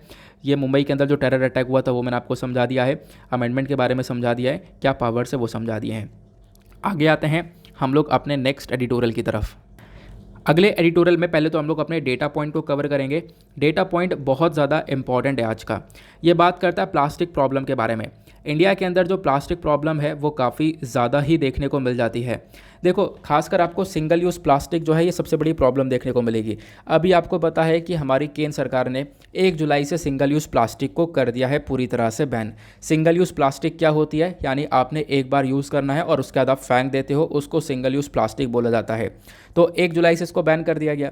अब यहाँ पर मेंशन ये किया जाता है कि इंडिया के अंदर सिंगल यूज़ प्लास्टिक की प्रॉब्लम बहुत ही ज़्यादा है, ठीक है। इनफैक्ट एक रिपोर्ट आती है स्टेट ऑफ इंडियाज़ एनवायरनमेंट 2022। ये जो रिपोर्ट है ये बताती है कि 35% इंडिया का जो प्लास्टिक वेस्ट है वो मल्टी लेयर वाला है, यानी एक के ऊपर एक लेयर वाला वो प्लास्टिक देखने को मिलेगा जिसको रिसाइकिल भी नहीं किया जा सकता। वो एनवायरनमेंट के लिए बेहद खतरनाक है। उसके बाद में ये रिपोर्ट बोलती है 68% के आसपास जो प्लास्टिक वेस्ट है वो सब आपको देखने को मिल जाता है, हम लोग दफना देते हैं, और उसको अगर हम लोग गड्ढा खोद के दफना देंगे तो अगेन वो एनवायरनमेंट के लिए काफ़ी नुकसानदायक बोला जाता है। उसके बाद में जो प्लास्टिक रिसाइकिल किया गया है भारत के अंदर वो तो बहुत कम है, 12% के आसपास रिसाइकिल किया गया है। बाकी 20% प्लास्टिक्स को जला दिया गया, उसकी वजह से भी हमारे एनवायरनमेंट को नुकसान पहुँचा है। ये सारा एक रिपोर्ट के अंदर कवर किया गया। फिर उसके बाद में एक और रिपोर्ट आती है आवर वर्ल्ड इन डेटा। तो इसके अकॉर्डिंग बात करें तो इंडिया ने यहाँ पे 9.5 kg के आसपास आप कह सकते हो कि मिसमैनेज जो वेस्ट है वो जनरेट किया है, ऐसा यहाँ पे बोला गया, जो कि हमारे समुद्र के लिए काफ़ी हद तक खतरा है। तो जो प्लास्टिक प्रॉब्लम है इंडिया के अंदर में, वो अपने आप में ही बहुत बड़ी प्रॉब्लम बनी हुई थी पिछले कुछ टाइम से। नाउ फाइनली यहाँ पर 1 जुलाई से इन प्लास्टिक्स को बैन किया गया है, ऐसा इस पर्टिकुलर आर्टिकल के अंदर समझाया गया। फिर उसके बाद में और क्या मेंशन किया, या आपको कुछ स्टेट्स देखने को मिलेंगे जहाँ पर सबसे ज़्यादा प्लास्टिक का यूज़ हो रहा था, जैसे महाराष्ट्र, गुजरात, क्योंकि यहाँ पर इंडस्ट्रीज़ बहुत ज़्यादा हैं, कर्नाटका हो गया, वेस्ट बंगाल हो गया, दिल्ली, तेलंगाना। तो इन सभी एरियाज़ में सबसे ज़्यादा प्लास्टिक्स का यूज़ हो रहा था, ऐसा यहाँ पर बोला जाता है। फिर उसके बाद में एक वर्ल्ड मैप दिया गया। वर्ल्ड मैप के अंदर मेंशन किया जा रहा है कि आप कह सकते हो कि जो मिसमैनेज प्लास्टिक है वो कहाँ कहाँ पर कितना कितना देखने को मिलेगा, वो बोला जा रहा है। तो जो अमाउंट ऑफ मिसमैनेज प्लास्टिक है वो नॉर्थ अमेरिका वाले रीजन में, यानी कि जो अमेरिका वाला रीजन है और यूरोप वाला रीजन है, यहाँ पर बहुत ज़्यादा कम देखने को मिलेगा। लेकिन जो मिसमैनेज प्लास्टिक है इसका यूज़ आपको साउथ अमेरिका और अफ्रीकन कंट्रीज़ के अंदर बहुत ज़्यादा देखने को मिलता है, और इंडिया वाली आसपास जो देश हैं यहाँ पर आप कह सकते हो मिडिल वाले एरिया में देखने को मिलता है, यानी कि जो मिसमैनेज प्लास्टिक है वो मिडिल कैटेगरी के अंदर आता है। सबसे कम यहाँ पे ये जो प्लास्टिक वेस्ट है वो अमेरिका में है। उसके बाद यहाँ पे जो मिसमैनेज प्लास्टिक वेस्ट है वो सबसे ज़्यादा आपको साउथ अमेरिका और अफ्रीका में देखने को मिलेगा, और ये सबसे ज़्यादा और सबसे कम के बीच में जो मीडियम कैटेगरी के अंदर आने वाला, वो आपको ये वाला पोर्शन देखने को मिल जाता है। इंडिया, चाइना जैसे देश आपको देखने को मिलेंगे, ठीक है ना। वो यहाँ पे बातें बताई जाती हैं। बाकी यहाँ पे बोला गया जो ये वेस्ट है ये ओशन के लिए प्लस हमारे एनवायरनमेंट के लिए काफ़ी खतरनाक होता है, जैसा हम लोग ऑलरेडी डिस्कस कर चुके हैं।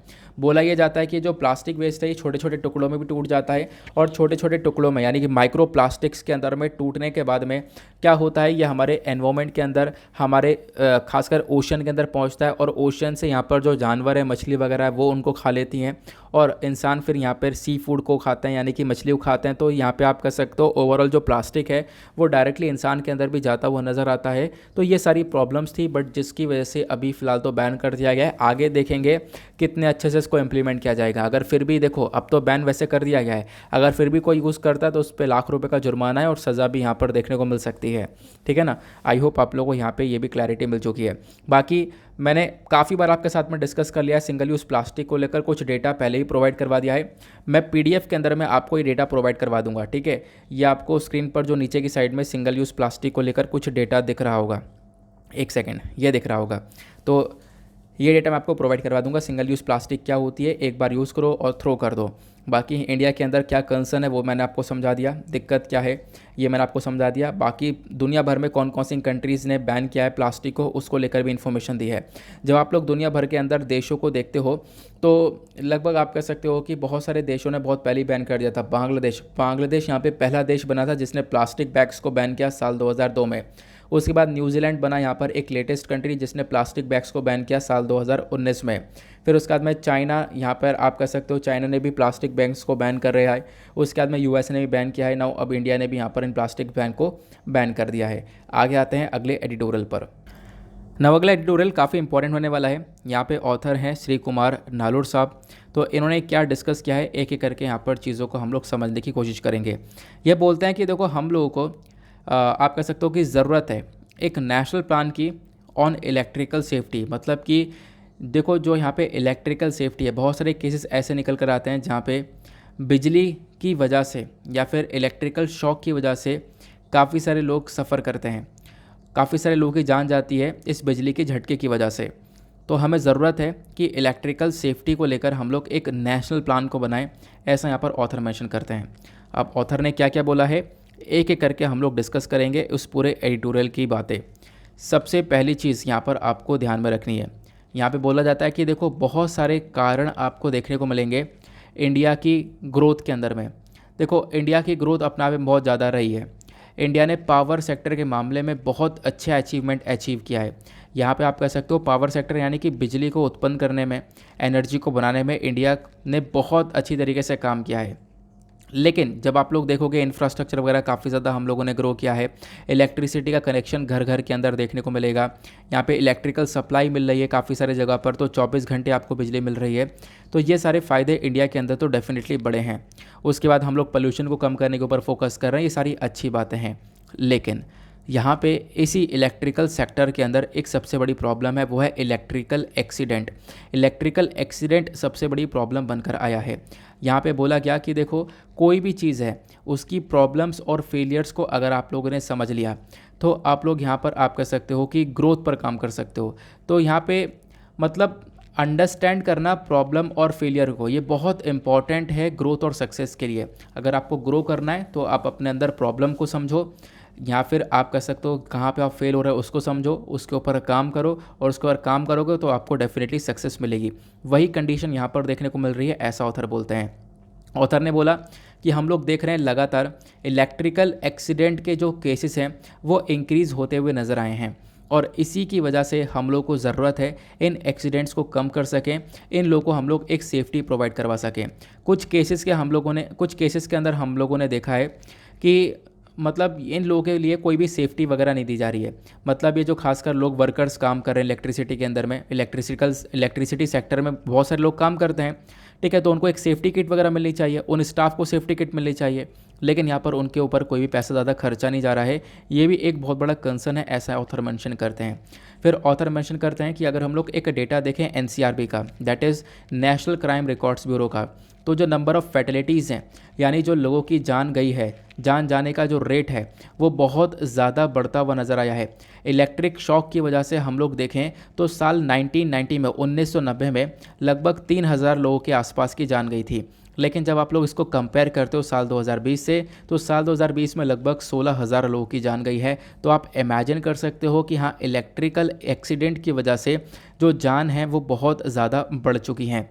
और ये एक्सीडेंट ये बताते हैं कि हम लोग कोई भी स्टेप नहीं उठा रहे हैं। अब यहाँ पर इस डेटा को एनालाइज करने के बाद में हम लोग को ये तो पता चलता है कि भाई ये एक बहुत बड़ी प्रॉब्लम है और इस प्रॉब्लम का सलूशन निकालना चाहिए। और पता ये भी चलता है कि 90% जितने भी लोगों की जान गई है वो इलेक्ट्रिकल इंसिडेंट्स की वजह से जिन लोगों की जान गई है वो जनरल पब्लिक थी, ठीक है। तो देखो, स्टाफ की भी जान जा रही है और जनरल पब्लिक जो है उनकी भी जान जा रही है इस इलेक्ट्रिकल एक्सीडेंट्स की वजह से। तो यहाँ पे बोला गया काफ़ी सारे जनरल पब्लिक की जान गई है, तो हम लोग को यहाँ पे कुछ ना कुछ तो करने की आवश्यकता है कि हम लोग इस एक्सीडेंट्स को थोड़ा सा रोक सकें, क्योंकि ये केसेस अगर ऐसे ही बढ़ते रहेंगे तो अगेन यहाँ पर जो सिचुएशन है वो थोड़ी सी और कंसर्न वे में बढ़ती रहेगी। यहाँ पे बोला गया कि इतने बड़े बड़े एक्सीडेंट्स देखने को मिल रहे हैं, इसके पीछे का कारण क्या हो सकता है। देखो, सबसे पहला कारण है कि पुअर डिज़ाइनिंग। अगर यहाँ पे आपने पूरी तरह से इलेक्ट्रिकल वायर बिछा दिए हैं, अगर डिज़ाइनिंग पुअर है, कंस्ट्रक्शन काफ़ी कमज़ोर है, उसको आप प्रॉपर मेंटेनेंस नहीं कर रहे हो, एक बार लगा दिया सालों तक ऐसी है, आप उसका प्रॉपर मेंटेनेंस नहीं देखोगे, आप यहाँ पर मतलब लोगों को जागरूक नहीं करोगे इस चीज़ के बारे में, तो बेसिकली यहाँ पर ऐसे एक्सीडेंट देखने को मिलेंगे। तो ये कुछ कारण है जिसकी वजह से इलेक्ट्रिकल एक्सीडेंट्स लगातार बढ़ते हुए नज़र आए हैं। नाउ अब यहाँ पे ऑथर मेंशन करते हैं कि हम लोग को यहाँ पर एक सेफ्टी की रिक्वायरमेंट है। देखो, सबसे पहली बात, यहाँ पर कुछ सेफ्टी रेगुलेशंस तैयार करे गए थे CEA के थ्रू, लेकिन यहाँ पर उनको फॉलो नहीं किया गया। एग्जाम्पल के तौर पर समझते हैं, यहाँ पे बोला गया एक डिस्ट्रीब्यूशन कंपनी है। इस डिस्ट्रीब्यूशन कंपनी कौन सी होती है? डिस्कॉम। यानी कि आप कह सकते हो जैसे स्टेट के अंदर कोई डिस्कॉम है, डिस्ट्रीब्यूशन कंपनी है, वो क्या करती है, जहाँ पे बिजली बन रही है थर्मल पावर प्लांट्स के अंदर में, जहाँ पे बिजली बन रही है वहाँ से पावर प्लांट से बिजली को लेती है और लेने के बाद में आपके घर तक डिस्ट्रीब्यूट करती है। तो ये डिस्कॉम का काम होता है। ना यहाँ पे बोला गया जो ये डिस्कॉम है, यहाँ पे हमने डिस्कॉम के लिए कुछ सेफ्टी रेगुलेशंस वगैरह को रख रखा है।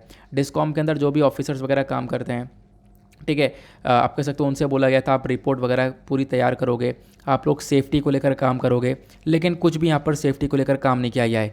ये जो डिस्कॉम कंपनीज़ हैं, इन्होंने मतलब आप कह सकते हो कि सिर्फ काम है रेवेन्यू कलेक्शन का, पैसे कमाने का काम है, और ज़्यादा इन्होंने यहाँ पर कुछ भी ध्यान नहीं दिया है लोगों की सेफ्टी के ऊपर में।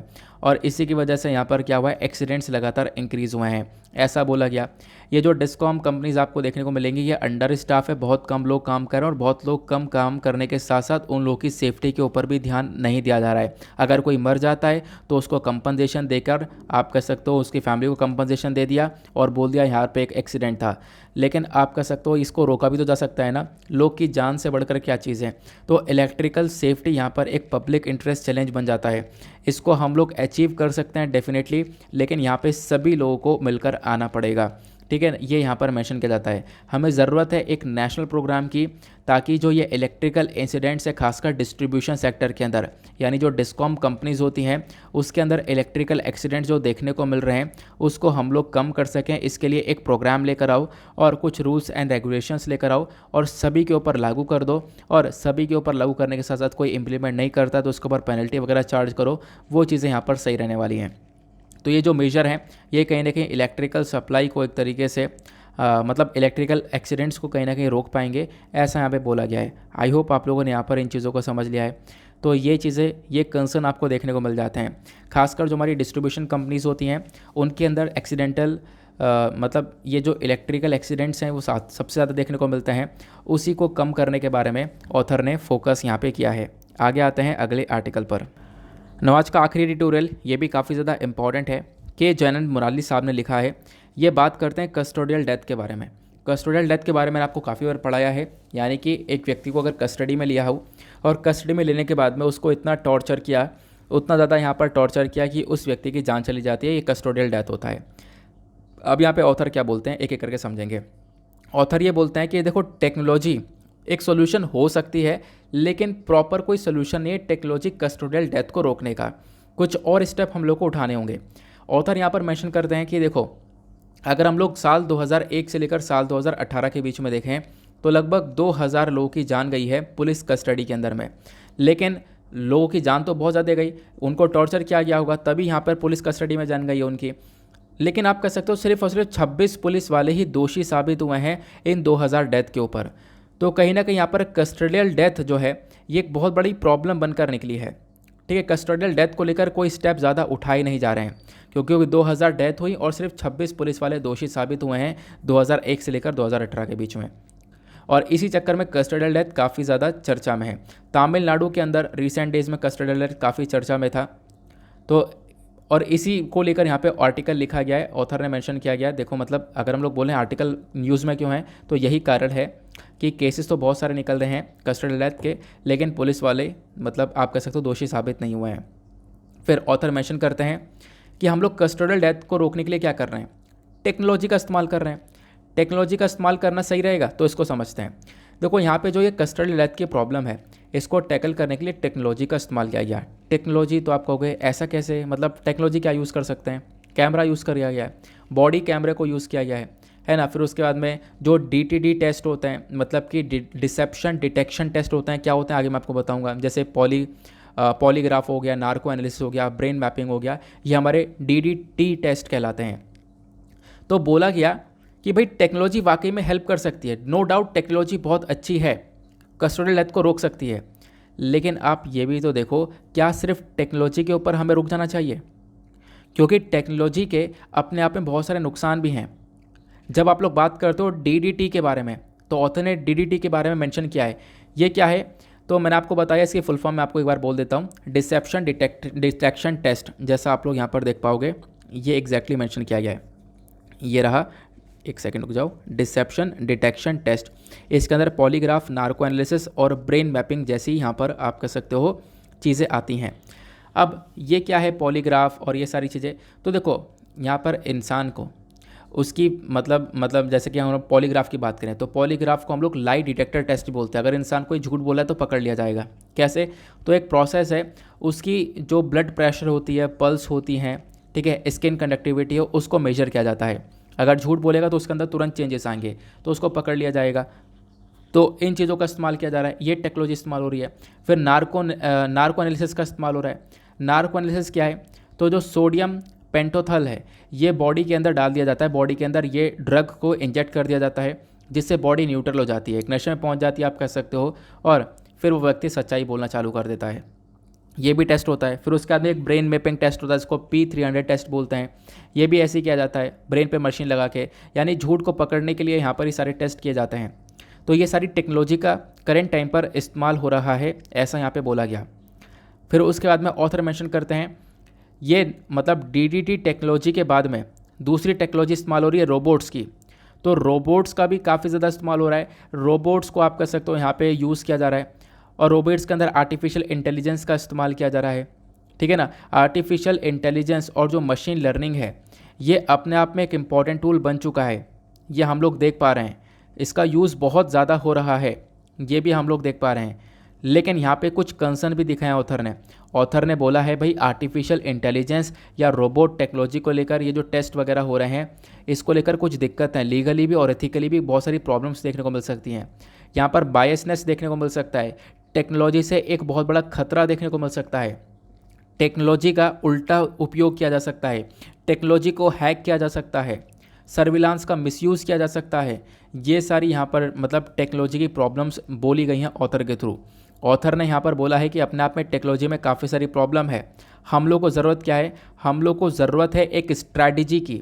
अगर आप लोगों को कस्टोडियल वायलेंस रोकना है, कस्टोडियल डेथ रोकना है, तो उसके लिए एक स्ट्रैटेजी की रिक्वायरमेंट है। और ख़ासकर जो हमारा इंडिया का जो लॉ कमीशन था, इन्होंने यहाँ पर पहले भी मेंशन कर रखा है कि भैया देखो, कोई भी अगर टॉर्चर करता है, यानी किसी भी पुलिस कस्टडी के अंदर किसी भी व्यक्ति को टॉर्चर किया जाता है, तो उसके खिलाफ में एक स्ट्रिंजेंट, एक मतलब खतरनाक एक्शन लिए जाएंगे उस पुलिस वाले के खिलाफ में। ऐसा यहाँ पर एक केस हुआ था, उसके अंदर मेंशन कर दिया गया था। और आप कह सकते हो ये 1997 का केस था। और इसी के तहत एक बिल भी लेकर आए थे हम लोग, एक ड्राफ्ट बिल है प्रिवेंशन ऑफ टॉर्चर 2017 का। अब क्या हुआ, ये जो बिल है ये आज के टाइम पर नहीं देखने को मिलता। 2017 में इस बिल के बारे में थोड़ी सी चर्चा हुई थी। हमें ज़रूरत है इस बिल को हम लोग वापस से रिवाइव करें, ऐसा ऑथर बोलते हैं। टेक्नोलॉजी यहाँ पर बिल्कुल आप कह सकते हो कि मदद कर सकती है, लेकिन सब कुछ टेक्नोलॉजी पे छोड़ देना बेवकूफ़ी रहेगी। टेक्नोलॉजी के काफ़ी सारे आपको साइड इफ़ेक्ट्स एंड डिसएडवांटेजेस भी देखने को मिलते हैं, आप उस पर ट्रस्ट यहाँ पे इतना अच्छे से नहीं कर सकते। बट आपको ज़रूरत है एक स्ट्रैटेजी की, और वो स्ट्रैटेजी क्या हो सकती है, वो लेकर आओ प्रिवेंशन ऑफ टॉर्चर, जो कि आपने 2017 में जिसको लेकर चर्चा की थी, जैसा ऑथर ने यहाँ पर मेंशन कर रखा है, आप देख पाओगे, ठीक है ना। The draft bill on the prevention of torture 2017, इसको यहाँ पे लाने की ज़रूरत है। ये आज के टाइम पर नहीं देखने को मिलता है, इसको वापस से जीवित करने की ज़रूरत है। और अगर यहाँ पे कोई कस्टोडियल वायलेंस देखने को मिलता है, अगर किसी भी मतलब व्यक्ति को टॉर्चर किया जाता है पुलिस कस्टडी के अंदर में, तो उसके खिलाफ में वाकई में स्टेप्स उठाने चाहिए, ठीक है ना। आई होप आप लोगों ने इसको काफ़ी अच्छे से इस आर्टिकल को डिटेल से समझ लिया है, और ज़्यादा कुछ भी नहीं है। बाकी कस्टोडियल डेथ को लेकर मैं आपको कुछ पॉइंट्स प्रोवाइड करवा दूंगा, कुछ फैक्ट्स आपको प्रोवाइड करवा दूंगा। फिलहाल आर्टिकल के अंदर क्या लिखा हुआ था वो सारी बातें मैंने आपके साथ में यहाँ पर डिस्कस कर ली हैं।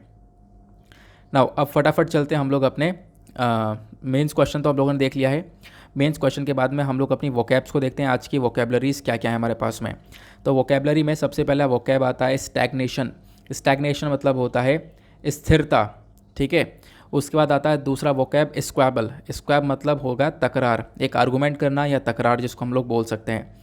तीसरा वोकैब आता है ब्रीच। ब्रीच मतलब यहाँ पर उल्लंघन करना।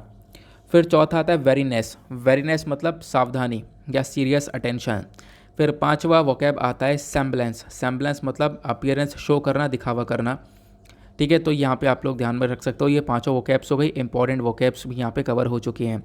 अब हम लोग चलते हैं आप लोग प्रीलिम्स के क्वेश्चन की तरफ। प्रीलिम्स के क्वेश्चन का आंसर क्या है, तो यूपीएससी 2020 का ये प्रीलिम्स का क्वेश्चन था। क्वेश्चन क्या था, which one of the following categories of fundamental rights incorporates protection against untouchability as a form of discrimination. तो नीचे ऑप्शन के अंदर जो फंडामेंटल राइट्स दिए गए हैं, कौन से फंडामेंटल राइट के अंदर में प्रोटेक्शन अगेंस्ट अनटचेबिलिटी के बारे में चर्चा की गई है। Option A B C D कौन सा करेक्ट आंसर है, तो करेक्ट आंसर आपको डी देखने को मिल जाएगा, right to equality. I hope आप लोगों को ये भी क्लियर हो चुका है। नाउ इसी के साथ में करते हैं हम लोग अपने लेक्चर को समाप्त, और मिलते हैं आप लोगों से नेक्स्ट वीडियो में। आज के लिए bye bye, have a nice day, thank you and जय हिंद।